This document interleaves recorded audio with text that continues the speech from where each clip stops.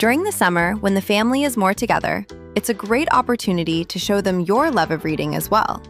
Here are 3 activities you and your family can do. Library Summer Reading Programs. Most public libraries offer free programs with reading logs, prizes, and events.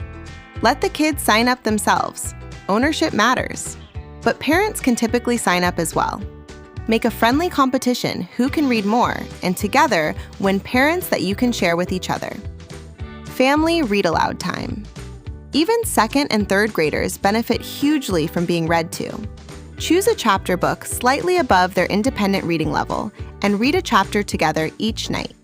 It exposes them to richer vocabulary and keeps reading a shared family experience. Once they are ready, let them try to read a page or 2, and then your family can rotate readers nightly. If you want to get the 3rd extra fun activity, sign up for our monthly membership, and every month you'll get access to catered activities to help your kiddos learn to love to read. Reading is something we all need to learn how to do, but along the way, we can make it fun, and doing things together as a family makes it even better. Visit nutsaboureading.com and click on membership to get started.